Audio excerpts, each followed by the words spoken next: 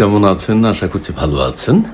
আজকে একজন বিখ্যাত মানুষ, বিখ্যাত কবি, আলোচিত ব্যক্তিত্ব, সারা পৃথিবীতে খ্যাত, বিশিষ্ট নোবেল বিজয়ী, বিশিষ্ট রোহিঙ্গা বিশেষজ্ঞ, বিশিষ্ট 3.0 প্রবক্তা, বিশিষ্ট সোশ্যাল বিজনেসের উদ্যোক্তা, বিশিষ্ট ক্ষুদ্র ঋণের প্রচলন যিনি করেছেন সারা পৃথিবীতে, বাংলাদেশের এপিস্টিন খ্যাত কবি ডক্টর মোহাম্মদ ইউনূস সাহেবের একটি চমৎকার অসাধারণ কবিতা আমি এখন পড়ে শোনাবো এবং তার উপর আলোচনা করব। আলোচনা করাটা আমার শোভা পায় না, আমি আলোচনা করলে হবে না। ভালো হতো যদি অধ্যাপক ডক্টর সলিমুল্লাহ স্যার প্রতিটি লাইন ধরে ব্যাখ্যা করতেন, তাহলে অনেক শ্রুতিমধুর হতো এবং বিশ্লেষণ করতে পারতেন তিনি। কারণ প্রতিটা লাইনের যে আমি আবার আগে বলি, কবিতার নাম হচ্ছে নৃশংসতা, লিখেছেন প্রফেসর ডক্টর মোহাম্মদ ইউনূস।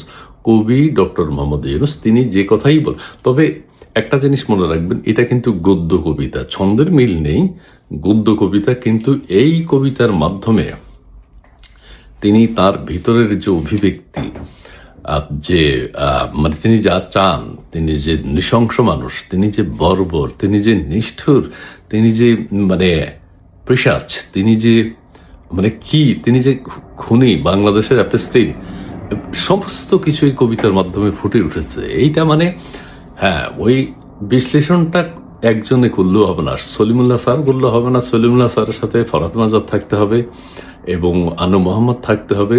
এটার পরিবেশগত দিক তিনি ব্যাখ্যা করতে পারবেন, ফরহাদ মাজার সাহেব দার্শনিক দিক ব্যাখ্যা করতে পারবেন, আর সলিমুল্লাহ খান স্যার হচ্ছে প্রতিটি ওয়ার্ড, প্রতিটি লাইন। সারা পৃথিবীতে অন্য কবিরা নৃশংসতা, বর্বরতা সম্পর্কে কি বলেছেন এবং আহমদ ছফা কি বলেছেন সেটা সলিমুল্লাহ খান স্যার ব্যাখ্যা করতে পারতেন। কিন্তু আমি নগণ্য মানুষ, এত বড় একজন ব্যক্তিত্বের, মুসলিম বিশ্বের প্রভাবশালী ব্যক্তি ডক্টর মোহাম্মদ ইউনূসের কবিতা নিয়ে আলাপ করার বা কবিতা পড়ার দুঃসাহস দেখাচ্ছি। ক্ষমা সুন্দর দৃষ্টিতে দেখবেন। কবিতা নৃশংসতা, কবি ডক্টর মোহাম্মদ ইউনূস। তারা চলে যায় নাই, তারা চলে যায় নাই। তোমরা বলেছ যে তারা সরকারে আছে, আমি বলি তোমার গ্রামেও আছে, আমি বলি তোমার গ্রামেও আছে। শুধু সরকারকে দেখিয়েই আমরা চলে গেলাম, ওই সরকারে আছে, ওরা কিছু করতে পারছে না। ঠিক আছে, তোমার গ্রামে আছে, তুমি কিছু করতে পারতেছ? তোমার গ্রামে আছে, তুমি কিছু করতে পারতেছ? তুমি তো দুঃখ করতে আসছো আজকে, কাজেই সেই তেজ আসতে হবে না, সেই তেজ আসতে হবে না। ওদেরকে না, তাদেরকে জায়গা দেব না আমরা কোথাও, তাদেরকে জায়গা দেব না আমরা কোথাও। এই যে কবির কবিত্ব, এটা গদ্য কবি, আমি আবারও বলছি, ছন্দের মিল থাকবে না, কিন্তু এর মাধ্যমে তিনি যে নৃশংসতা, বর্বরতা, নিষ্ঠুরতা, পৈশাচিকতা, স্বৈরাচারী, দাম্ভিকতা, অহংকার, মানে মানে এগুলাকে যে ফুটিয়ে তুলেছেন এবং তার যে কবির যে এক্সপ্রেশন, প্রতিটি লাইনের মানে আমার দ্বারা ব্যাখ্যা হবে না, তবুও আমি আপনাদের সামনে কিছু কথা উপস্থাপন করতে চাই যে প্রতিটি লাইন কিভাবে বিশেষ, কিভাবে মানে আমি বলি তারা চলে যায় নেই। এই কথার দ্বারা কবি কি বোঝাতে চেয়েছেন? এই কথার দ্বারা কবি সামনে যারা বসা ছিল দর্শক, মানে স্বৈরাচার বিরোধী, ফ্যাসিস্ট বিরোধী, বৈষম্য আন্দোলনের নেতা, এনসিপির নেতা, জামাত শিবির সরকারের, তাদেরকে তিনি ধিক্কার দিয়েছেন। ও না, ধিক্কার না, তারা চলে যায়নি। এই যায়নি বলতে তিনি তারা বলতে সাধারণ মানুষকে বুঝিয়েছেন, মুক্তিযোদ্ধাদেরকে বুঝিয়েছেন, মুক্তিযুদ্ধ বুঝিয়েছেন, আওয়ামী লীগ, ছাত্রলীগ, যুবলীগ, স্বেচ্ছাসেবক লীগকে বুঝিয়েছেন, আর যারা মুক্তিযুদ্ধের আদর্শে বিশ্বাসী, স্বাধীন সার্বভৌম বাংলাদেশে বিশ্বাসী, তাদেরকে বুঝিয়েছেন। একটা ওয়ার্ড তারা, এই তারা কথাটার ব্যাখ্যা তো 3-4 দিন করতে পারবো, সলিমুল্লাহ স্যার এটা 20-25 দিন যাবত করতে পারবেন। যে তারা চলে যায় নাই, তোমরা বলেছো যে তারা সরকারে আছে, তোমরা বলেছো, তোমরা এদেরকে, ছাত্ররা বলছে তোমরা তারা সরকারে আছে, আমি বলি তোমার গ্রামেও আছে। এই যে আরেকটা অসাধারণ, এটা স্বাধীনতার পর থেকে আমরা এটা এইভাবে শুনি নাই, মানে কবির কবিতা থেকে আমরা এগুলো শুনি নাই। একজন কবি কবির শ্রেষ্ঠত্ব কোথায়, কবির মাহাত্ম্য কোথায়? কবির মাহাত্ম্য হলো অল্প কথায় সমুদ্রের পরিমাণ কথা বোঝা যায়। সেই একজন কবি ডক্টর মোহাম্মদ ইউনূস অল্প কথায় অনেক কিছু বুঝিয়েছেন। অনেক বলতে অনন্ত জলিলের অনেক নাম, অনেক সেই অনেক না, এই অনেক হইল কবির অনেক। তিনি অনেক কিছু বুঝিয়েছেন। আমি বলি তোমার গ্রামেও আছে, এই কথাটা কোন কবির মুখ দিয়ে বেরিয়েছে? কোন কবি এরকম একটি মন্তব্য করতে পেরেছেন? আমি বলি তোমার, ও মাই গড, তোমার গ্রামেও আছে। মানে গ্রামে মুক্তিযোদ্ধা, ছাত্রলীগ, আওয়ামী লীগ, সাধারণ মানুষ যারা স্বাধীনতা, এটার ব্যাখ্যা আমি দিতে পারবো না। শুধু সরকারকে দেখেই আমরা চলে গেলাম, শুধু সরকারকে দেখিয়েই আমরা চলে গেলাম, ওই সরকারে আছে, তারা কিছু করতে পারছে না। সরকারকে শুধু দোষ দেবে না। আমরা গ্রেপ্তার করছি, খুন করছি, সেটা অন্য জিনিস, আমাদেরটা আমরা করছি। সরকারের ভিতরে আছে, আমরা তাদেরকে খুঁজে বের করছি। এটার দ্বারা কবি কিন্তু সেটাই বুঝিয়েছেন। কিন্তু তোমার গ্রামে আছে, তুমি কি করতে পারতেছ, সেটা হলো আমাদের কবির এখানে আলোচ্য বিষয়। জি, এখন তারপরে কি বলছে? তোমার গ্রামে আছে, তুমি কিছু করতে পারছো। বাপ রে বাপ, মানে আমি এইটার ব্যাখ্যাটা কিভাবে করবো? আমি এখানে সলিমুল্লাহ স্যারকে লাগবেই। তোমার গ্রামে আছে, তুমি কিছু করতে পারতেছো।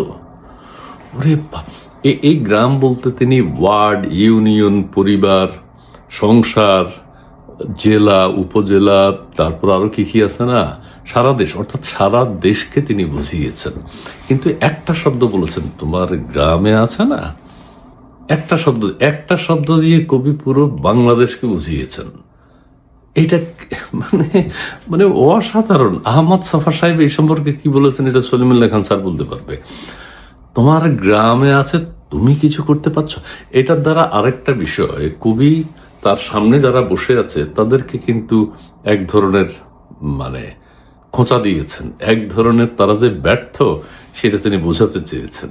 মানে আমরা তো করছি, কবি নিজেই নৃশংসতা, বর্বরতা, নিষ্ঠুরতা, মব, জ্বালাও পড়া সব করছে, কিন্তু তোমরা কি করতে পারছো, উনি সেটা বলেছেন। তোমরা এইটাতে কিন্তু ওই যে ছাত্রছাত্রীরা আরো বিক্ষুব্ধ হয়ে গেল না, ওরা কিন্তু এখন ক্ষুব্ধ যে গ্রামে যে, জেলায় যে, উপজেলায় গিয়ে এখন সব শেষ করে দিব। হ্যাঁ, আওয়ামী লীগ এবং করেছে তারা। এবং কবির, হ্যাঁ, সব কবির জীবনে সার্থকতা আসে না, কিন্তু আমাদের নৃশংসতা যিনি লিখেছেন কবিতা, ডক্টর মোহাম্মদ ইউনূস, তার কিন্তু জীবনের সার্থকতা আছে। তিনি যা লিখেছেন, যা ভুলে গেছেন, সেটা কিন্তু অক্ষরে অক্ষরে বাস্তবায়িত হয়েছে বাংলাদেশে। এই কৃতিত্ব আমাদের দেশের, এই কৃতিত্ব আমাদের দেশের একজন মানুষের। তিনি বলছেন, তোমার গ্রামে আছে, তুমি কিছু করতে পারতেছো। আচ্ছা, তুমি তো দুঃখ করতে আসছো আজকে। এই যে আরেকটা কথা, মানে তুমি তো দুঃখ করতে আসছো, দুঃখ করা চলবে না। হাতে তুলে নিতে হবে আইন, ধ্বংস করে দিতে হবে, জ্বালাও পোড়াও, মানে যেভাবে পারো নৃশংসতা চালাও। উফ, মানে আমি কবিতা, মানে কবি সম্পর্কে আমি যত জানছি, মানে আপনারাও যত জানছেন, আমরা যত মুগ্ধ হচ্ছি তার নিষ্ঠুরতা দেখে। বাহ, তিনি বলেছেন, তিনি বলেন, তুমি তো দুঃখ করতে আসছো আজকে, সেই তেজ আসতে হবে না। এই যে এই লাইনটা কিন্তু প্রতিটি মানুষ, প্রতিটি বাংলা ভাষাভাষী মানুষ এই লাইনগুলো কিন্তু শুনেছে। কবির শ্রেষ্ঠত্ব এখানেই যে ঘরে ঘরে, ওয়ার্ডে ওয়ার্ডে, ইউনিয়নে ইউনিয়নে কবির নাম পৌঁছে যাওয়া। কয়জন কবির নাম আমরা জানি? কাজী নজরুল, রবীন্দ্রনাথ, এর বাইরে তো আমরা, নতুন কবি ডক্টর মোহাম্মদ ইউনূস 3 নম্বরে আছেন। কিভাবে তিনি অল্প কথা, আমি আবার বলছি, এই কথাটা আমার বারবার বলতে হয়, অল্প কথায় নজরুল ইসলাম বিদ্রোহী কবিতা লিখেছেন, ওই কবিতা পড়তে 15-20 মিনিট লাগে। কবি নজরুল ব্যর্থ এখানে, কিন্তু কবি ডক্টর ইউনূস এখানে সাকসেস। অল্প কথায় তিনি সবকিছু বুঝিয়ে দিতে পারেন। হাদিও পারতো। তিনি কি বলছেন, তুমি তো আজকে দুঃখ করতে আসছো, কাজে সেই তেজ আসতে হবে না। তেজ তেজ বলতে এই নৃশংসতা, বর্বরতা তোমরা আমি তো করছি, মানে আমি কবি হিসেবে আমি আমার কাজ করছি সরকারের থেকে। তোমরা তোমাদের ইউনিয়ন, ওয়ার্ড, পরিবার সমস্ত কিছু ধ্বংস করে যাও, তেজ আসতে হবে। সেই তেজ আসতে হবে না, আসবে, আর এসে গেছে তো, সবাই তো দেখিয়ে দিয়েছে তেজ। তারপরের লাইনটা হলো কবিতার সর্বশেষ লাইন, কিন্তু এই লাইনটা কিন্তু পুরো কবিতার সামারি। ওদেরকে জায়গা দেব না আমরা কোথাও, ওদেরকে জায়গা দেব না আমরা কোথাও। ওরে বাপ রে বাপ, এই লাইন দ্বারা কবি এতক্ষণ কষ্ট না করলেও হইতো, এত কথা না লিখলেও হইতো, এত কালি খরচ না করলেও হতো, এত কাগজ খরচ না করলেও হতো। উনি শুধু এই কথাটা বলে দিতেন সবাইকে, সামনে যারা ছিল, যে ওদেরকে জায়গা দেব না আমরা কোথাও। এই কথাটা বলে দিলে পুরো কবিতাটা লিখতে হতো না, আর আমিও পুরো আবৃত্তি না পড়ে শোনাতে হতো না। কবিতাটা আমি আরেকবার পড়ে শোনাই, যেহেতু বিখ্যাত কবির কবিতা। সেটা হচ্ছে, তারা চলে যায় নাই, তোমরা বলেছ তারা সরকারে আছে, আমি বলি তোমার গ্রামেও আছে। শুধু সরকারকে দেখিয়েই আমরা চলে গেলাম, ওই সরকারে আছে, ওরা কিছু করতে পারছে না। তোমার গ্রামে আছে, তুমি কিছু করতে পারতেছ?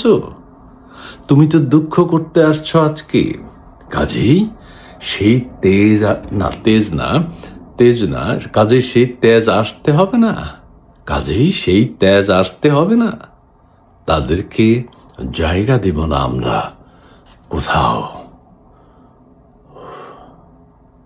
ধন্যবাদ।